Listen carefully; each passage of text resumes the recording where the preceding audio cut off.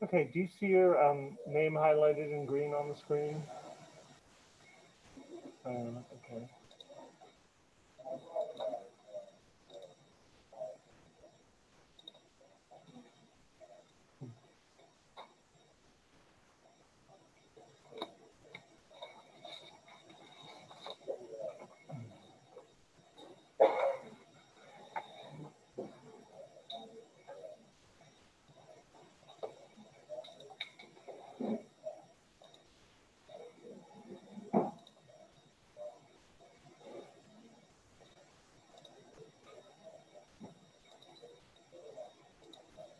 Yes. I'm sorry. It's not on the board. What's your name? I'm sorry, I can't hear. Oh, okay. Why is it not there?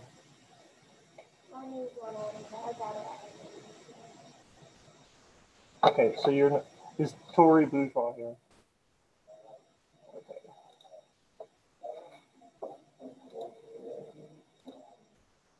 And what's your name? Okay. I thought I had.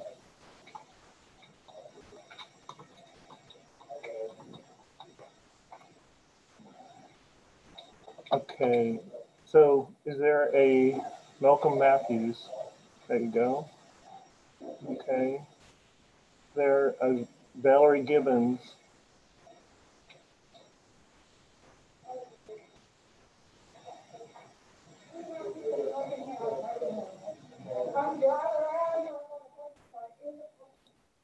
You can park in the front of the building if you can't find a space.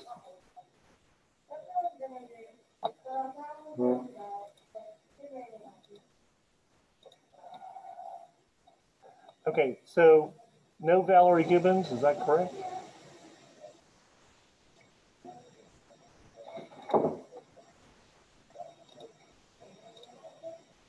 Okay, so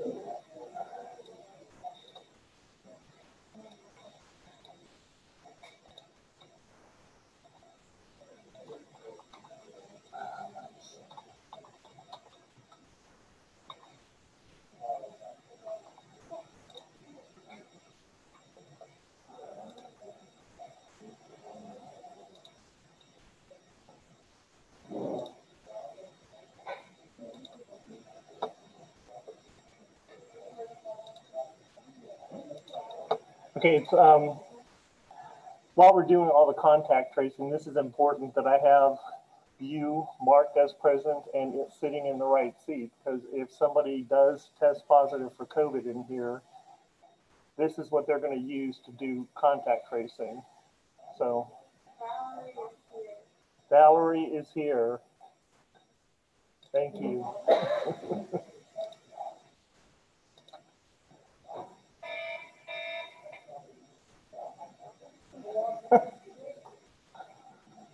If the fire alarm goes off, that's what it sounds like. Okay, so.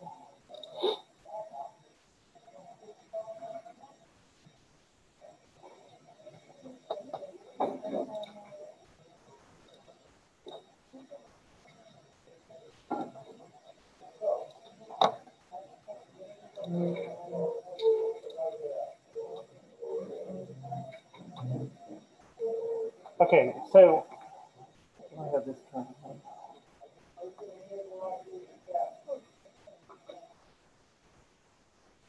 Alrighty. We're covering chapter 2 today, which is the control process.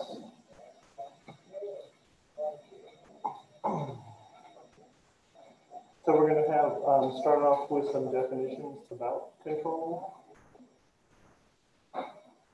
Control is a process that managers use to direct, regulate, and restrain the actions of people. Could be their employees, could be guests. So the established goals of an enterprise may be achieved.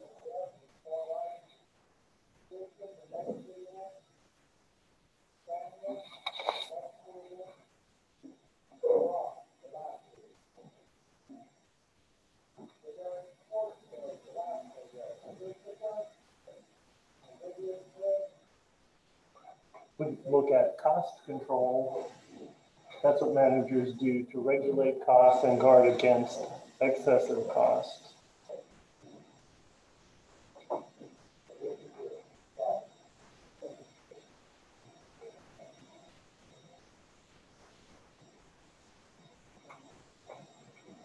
We have something that we call standards, which are rules or measures established for making comparisons and judgments.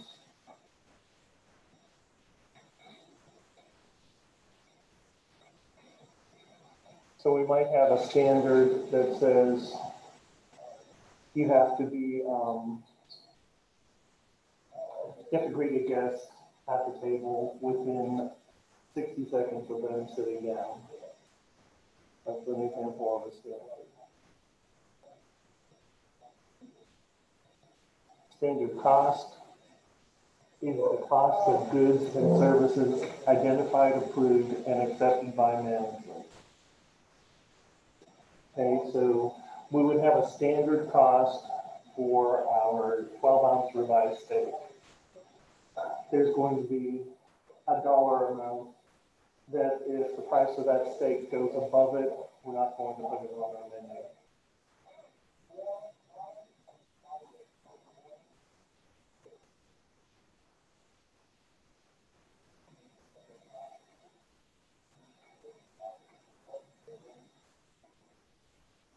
Okay, so some examples of control.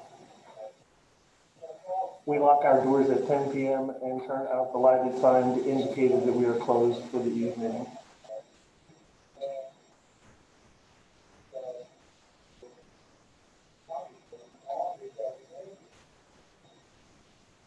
Cost control. We observe prep cooks to be sure that food is not being wasted. And there are lots and lots of examples, and we're going to go through the whole process of getting food into our business until it gets out to the guest, and talk about how we're going to control the cost so we eliminate waste.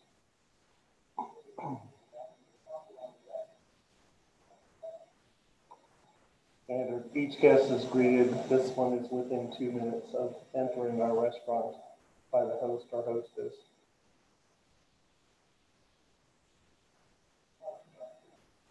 A standard cost. Standard cost of our bonus burger with fries is $1.60. So all of the ingredients that it takes to make that burger with the fries is $1.60. We will sell it for $6.50.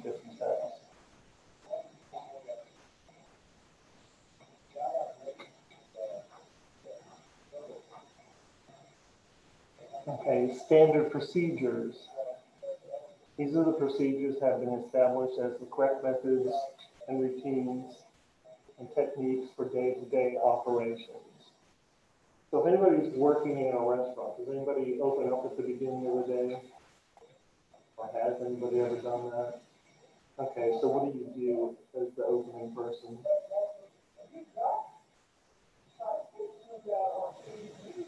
Start the tea, start the coffee. Presumably you've already turned all the lights on. You turn on all of the ovens and okay, because you want all of that ready for when the other folks get in, so there's no standing around waiting, wasting time, waiting for an oven to heat up. Okay, so that's part of the standard procedures, and most places open up with that type of procedure. Also going to take a look at a budget. This is a realistic expression of management's goals and objectives expressed in financial terms. And then we're going to have a control system, and that's just all of our control techniques, procedures that we're using in our given operation. It's going to work as kind of a handbook. Okay. Another definition is cost-benefit ratio. You may have heard this term before. It's the relationship between the costs for doing something, making a decision, instituting a control or control system, and that's divided by the benefits, the amount of dollars that you're going to anticipate coming in from making this decision. So you always want the benefits to be higher than the cost. So if we were trying to decide whether we were going to buy a new double stack combination convection oven, we would have to determine the cost of that, and then how are we going to take that and use it in such a way that we're going to generate enough funds to pay for it.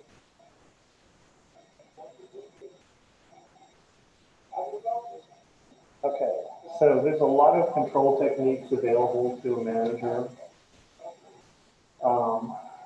This includes establishing standards. So some of the standards could be, you have a time clock.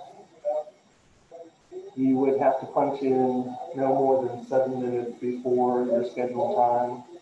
And then at the end of the shift, you cannot punch out more than 7 minutes after the end of your shift. Why do places do that? Pardon me? Keeps the cost of labor down by eliminating the chance for overtime. So you can schedule people for 40 hours a week, but you definitely don't want them, because if they go to that 8 minutes, that flips it up to 15 minutes. And as an hourly employee, they certainly know that, but you have to establish a standard like that. Establishing procedures, your recipes. Those are standardized recipes. People have to make their recipe exactly the same every time, so that you can make a consistent product, but also keep track of your costs. If somebody is deciding, does anybody know what saffron is? You buy it by the ounce, and it's very expensive. Somebody decides they're going to put like a whole box of saffron into a dish. They're really like ruining your food cost. So you have to have at standard, there's like two little stems of saffron that you're going to add into a recipe. Manager is also responsible for training. How we typically train people in a restaurant.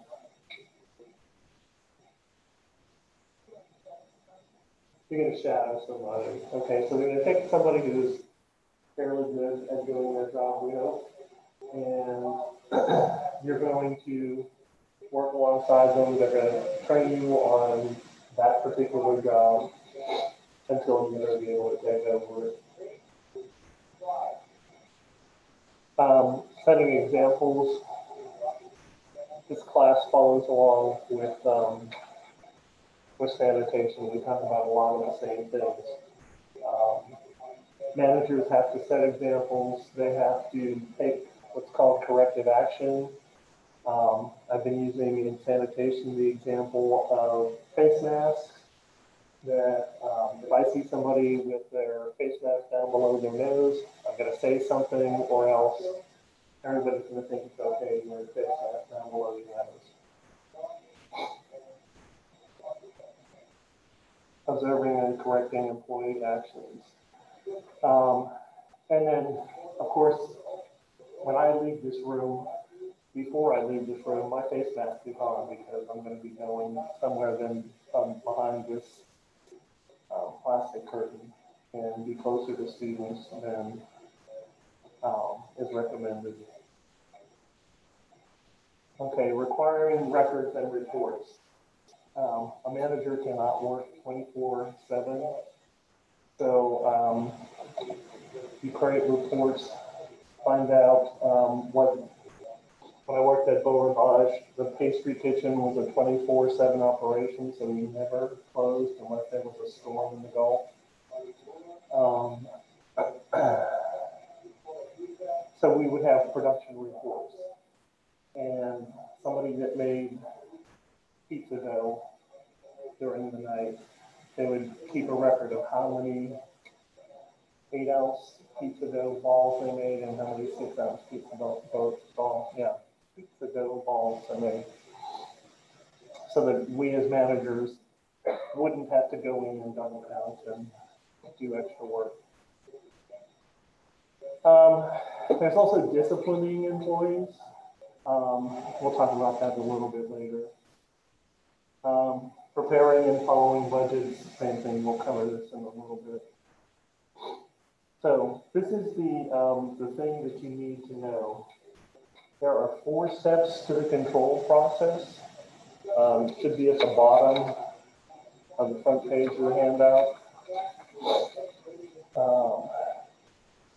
So management has to establish standards and standard procedures for the operation from beginning to end. For everything that there is for people to do, you have to have standards and standard procedures.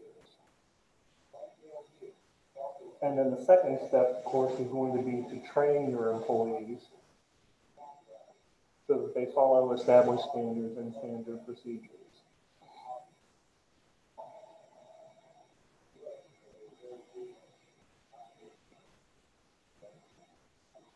You might have to train them, or you will have to train them where to find the ingredients for whatever they might be making, where to find clean equipment, what to do when they have dirty equipment.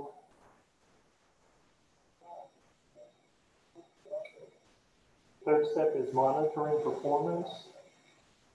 Compare their performance with the established standards.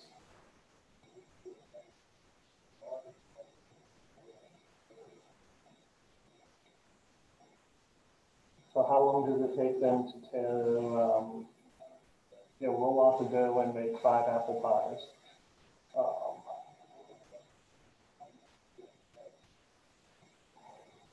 And then number 4, take appropriate action to correct deviations from standards. And the asterisk here is that indicating that this is not discipline. Discipline is when you're doing something because an employee may have repeated offenses, coming in late, doing things, taking shortcuts in their job, and like not responding to corrective action. Corrective action would be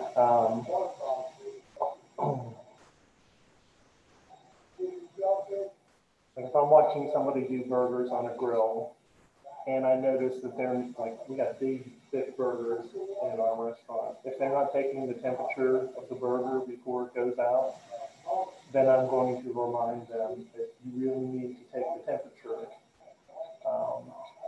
Or if it's something like they have a thermometer, but they're not cleaning it and sanitizing it between uses, that's very important as well.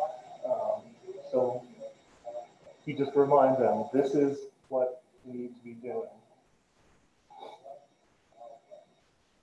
Okay, so we have two different employees.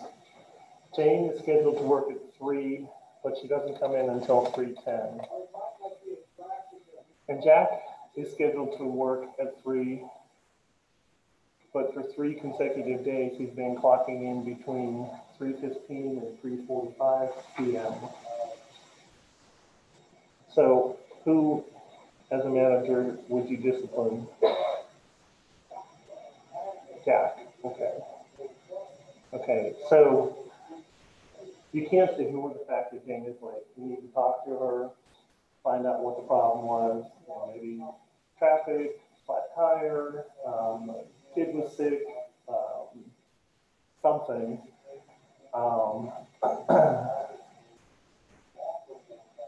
And then for Jack, we're going to follow something which, again, I learned at Beau Rivage. It's called progressive discipline. And the way that worked was, okay, so he's been coming in, this is now his 3rd day in a row. So he's already had the talk about why he's coming in late. This is now 3 days, or now we're talking about 3 days in a row. I would tell him, I have to give you a verbal warning, which is actually a written document saying that it's a verbal warning. This is the stage of discipline that we're at. And that if you continue this behavior, like if it happens again, where you come in late without calling ahead of time, we're going to give you a written warning.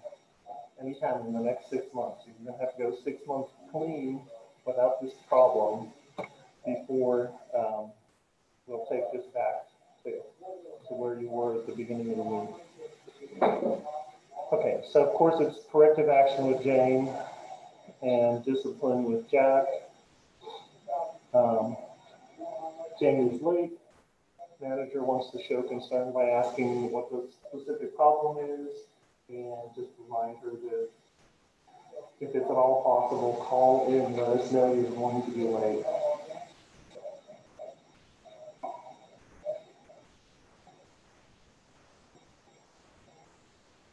The manager may make a note in a daily log, and we did this kind of thing at Beau Rivage because every employee in regular business times, if we weren't crazy busy, you worked 5 days a week.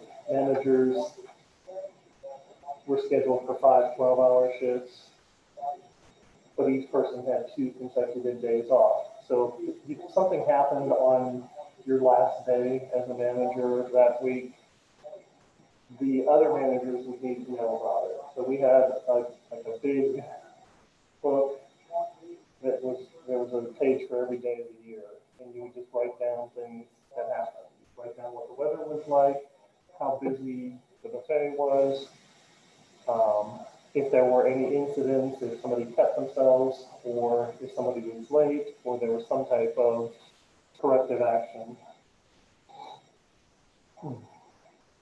Okay, so in Jack's case, he's not responding to corrective action. Manager should have already done what they did with Jane.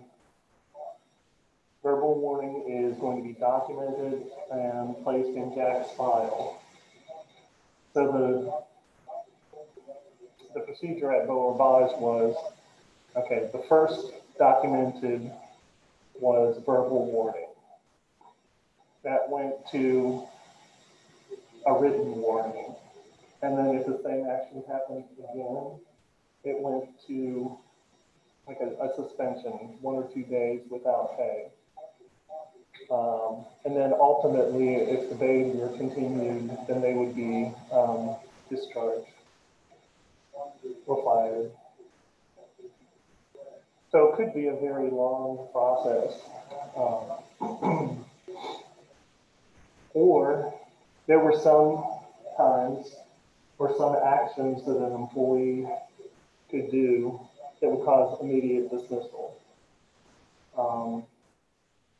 If they walked off the job, that was immediate dismissal. All we had to do was call HR, and before that person got out of the building, security would make sure that they turned in all the property that belonged to the hotel. In the case of a no-call, no-show, that was also cause for immediate dismissal.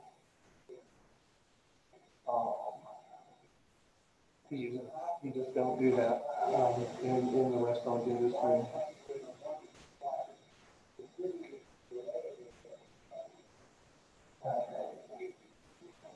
Okay, so our budget is actually a financial plan. It's based off of our income statement. So we have an income statement for a period. Usually you do this type of thing by having a history of 1 or more years of your income statements. And then you're going to make predictions for the upcoming year. And you're going to take a look at everything that could be affecting your business in the upcoming year. Now, we've gone through a couple of really bizarre years with the pandemic, but let's just pretend like that never happened. So we would look at things like, okay, who's going to be opening up a restaurant that is going to compete with us? Is anybody from Thibodeau?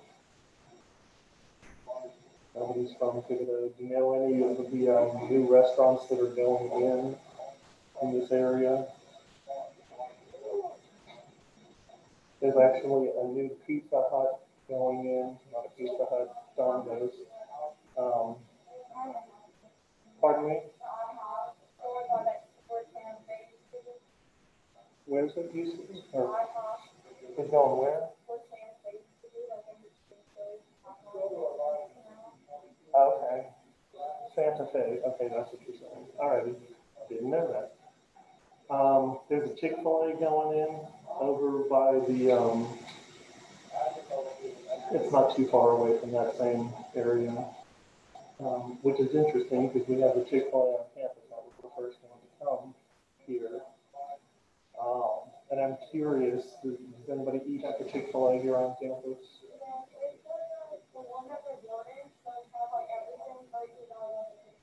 Right, and plus they're also going to have a drive-through, which, like, I think I've been into this Chick-fil-A maybe twice, just because it doesn't have a drive-through. But I'm curious, like, if you're going in there, do you see people that are coming from off campus? You saw your dentist? Okay. But you do see some people coming from off campus. Okay. Because I'm assuming that once the other one opens up with the drive-through, that it's going to pull business away from this one, even though every fast food restaurant in the world now has some type of a chicken sandwich. So, like the good, Chick-fil-A on campus knows there's another one opening up. They know it's going to affect their business. I'm just curious, like, like just how much, because there's a lot of population that lives on that side of town that probably doesn't even come over here or may not even know there's a Chick-fil-A on campus. Because I don't think they do a whole lot of advertising other than their little yard signs that they have in the front of campus.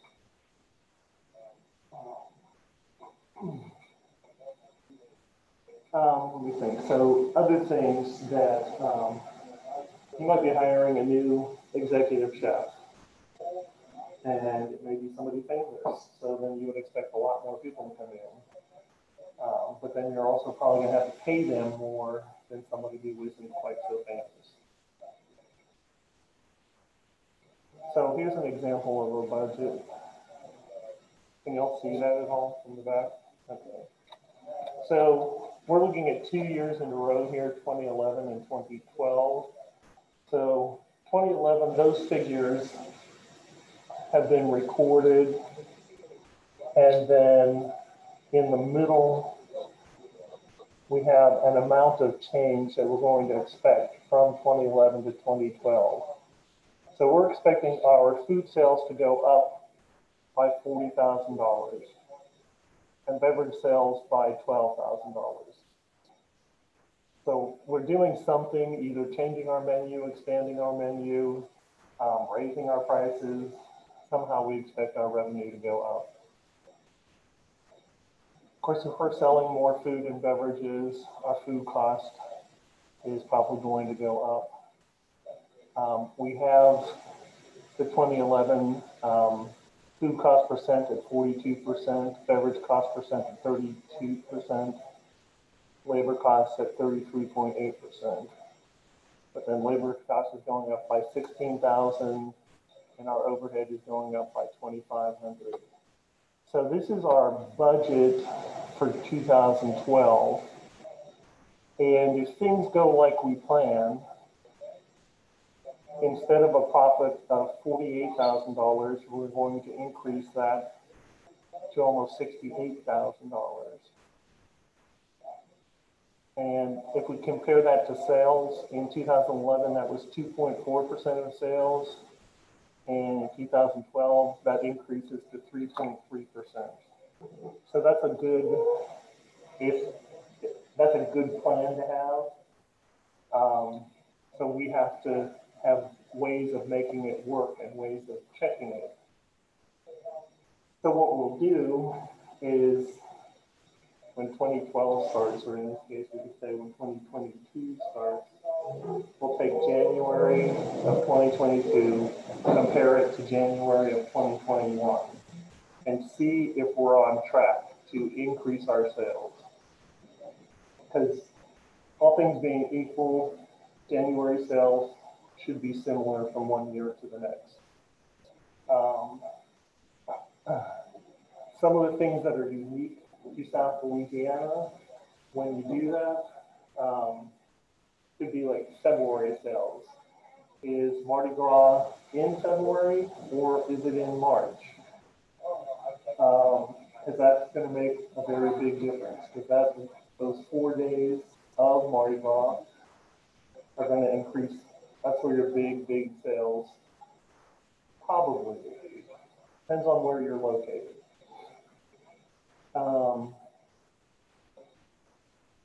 It's going to depend on things like weather.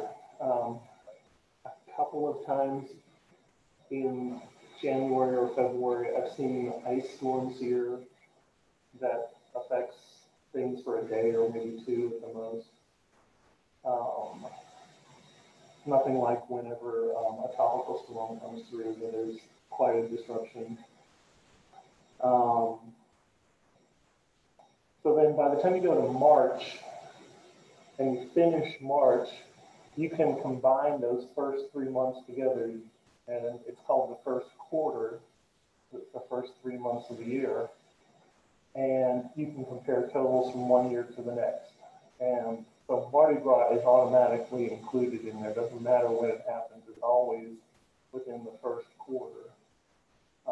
So you can have a really good comparison and see if you're on track to meet your 2012 and 2022 goals, whichever the case is. And then if you see that you're doing better, great. That's really super. But you might be doing worse. So then you have to develop a plan of action to get yourself on track to what it was you were planning for.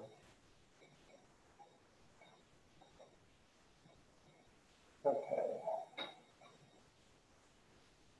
I think I pretty much talked about this. Okay, so just reinforcing things that you have to have, the information you have to have available to do an accurate budget. You need a prior period operating results. And if you have several years to look at, that's great. You can get an idea if you're on a steady climb or if you are just on a plateau.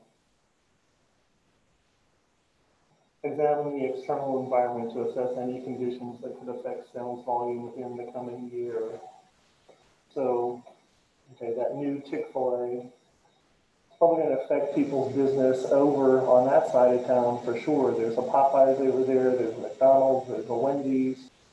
Trying to think, the Five Guys burgers, like it could affect all of those, especially in the short term. Whenever they first open up, it's going to be a new kind of a thing for that part of town. Another thing is road construction. Was anybody affected last week whenever Highway 1 was closed on the other side of Audubon? Me too. It's like that first morning, I'm like, what the heck is going on here? It took me, normally it takes me about 5 minutes to get to work. It took me closer to 15. So some construction projects you know about in advance, and then other times you don't know about them. There were plans to do Jazz Fest in the fall.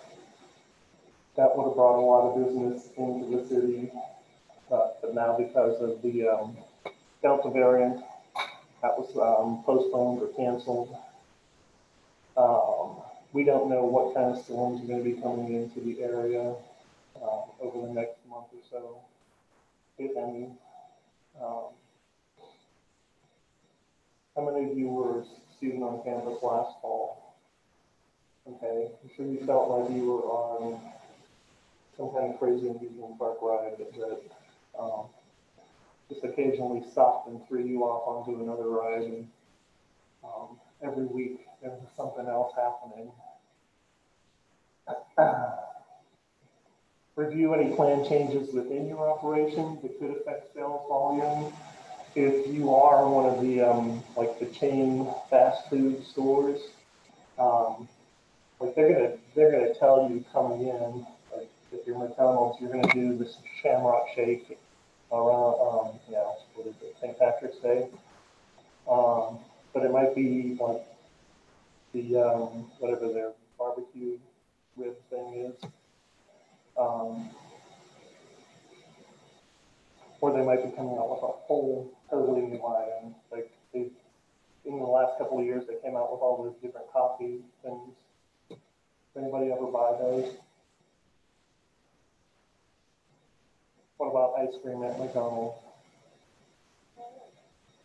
Pardon me? It never works. I was discussing that with somebody yesterday, and they suspect that it's too hard to clean, so that they never even fill it.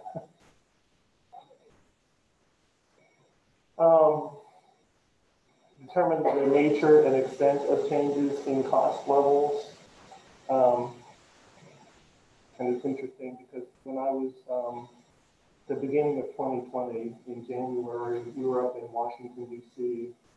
They had a party that they called D.C. Mardi Gras, where the Louisiana legislators throw a big party. Everybody's invited to come, and they had, I don't know, maybe a dozen different restaurants, chefs, who were the only culinary school there, serving food to their guests. And one of the restaurants located near us said that they had plans to build right next to that Chick-fil-A. We knew the Chick-fil-A was going to be coming in, but now I don't know if that other restaurant is ever going to come in, just because of the pandemic.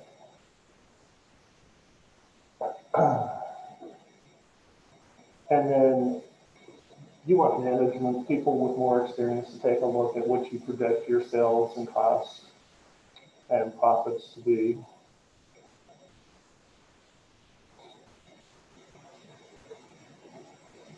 So when it comes to monitoring, you at least want to look at your sales. Okay, are we getting the sales that we expected to get? And are we running at the same level of expenses that we expected to do? And if we are, then our profit should be right on track.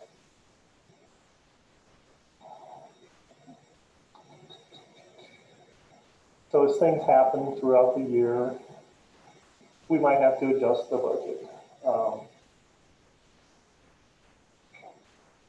And there was a, like if the water main breaks, like right in front of them, it takes them a couple of weeks to repair it.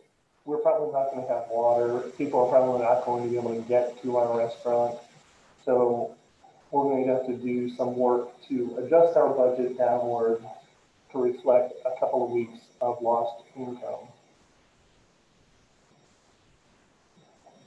So the primary goal of management in any business is to generate profits necessary for successful continuation of the business. So let's say you had to invest $1 million in whatever restaurant it is you have. Okay, you want to look at least a financial advisor is going to tell you, okay, you could make as much as 10% a year just by investing that money. Like, let me handle it for you, and I'll guarantee you 10% return a year. So you'll get $100,000 a year in interest added to that money. If you're running a restaurant, you're in a sense gambling with a higher risk that it could fail. So every business, no matter how passionate you are about cooking, ultimately it's there to make a profit. And you need that profit to be able to continue to invest in the restaurant.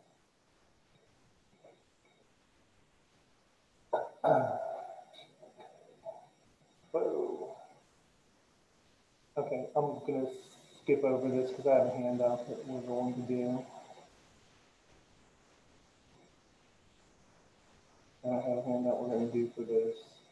Okay, all right, so.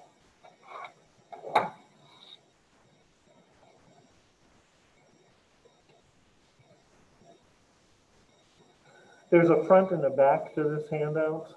The front is an income statement, and then the back is a sales list.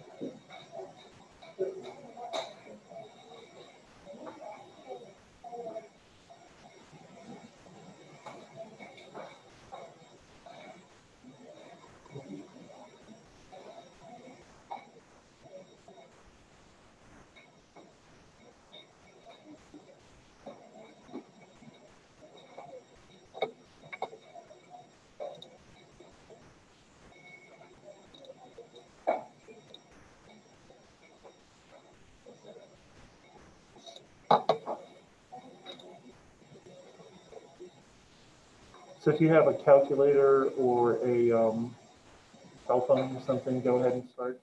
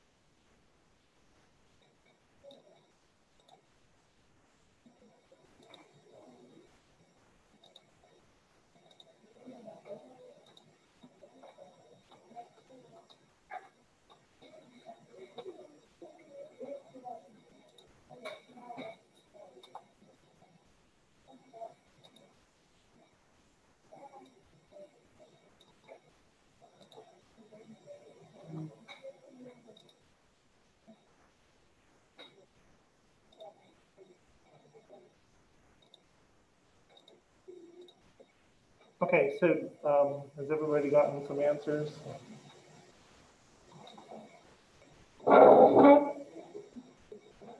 What did you calculate for profit on the income statement? 146?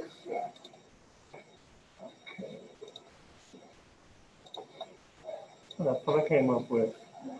Okay, so we just take the total sales and subtract total prime costs and overhead costs. Food cost percentage? 35. And that's just food cost divided by food sales. Okay, beverage cost percent.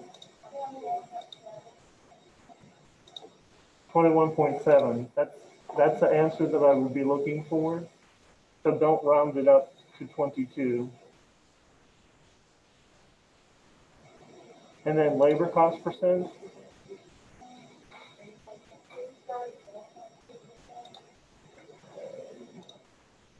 34.2. So we have to add salary, wages, and benefits together.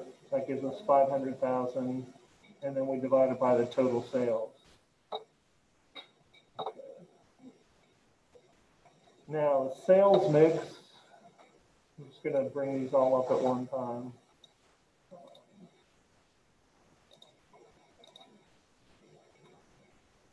So 6.7, 10, 3.3, 3.3, 16.7, 10%, 8.3, 11.7, 6.7, 3.3, 13.3, and 6.7.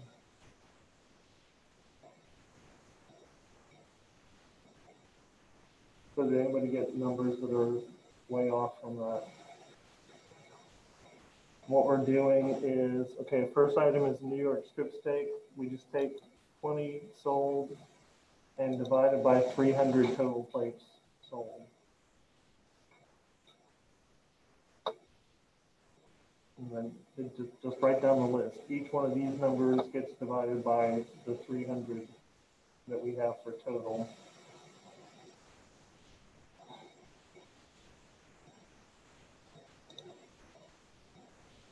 So if you haven't taken a look at the Excel quiz for Module 1, these are similar to two of the problems that are presented in Module 1. So you can go ahead and take a look at those. And again, let me show you how that's going to work.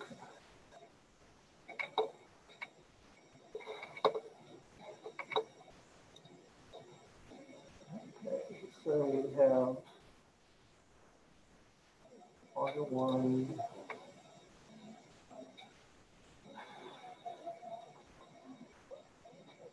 The Excel data.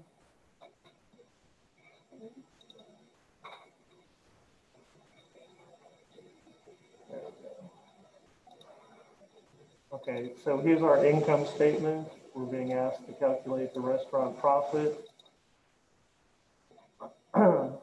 You'll go ahead and do your calculation, and then when you're to record your answers, you're going to open this quiz. You can have these things open at the same time. So calculating the restaurant profit, it's going to be one of these answers. So whenever you do your calculation in the spreadsheet, then you can go ahead and choose this, and then just step by step throughout that. And when is this quiz due? September 2nd, right before midnight. Okay, questions? Do y'all want more examples of things to do in class time? Yes. Yes. Okay. Alrighty. We'll do that.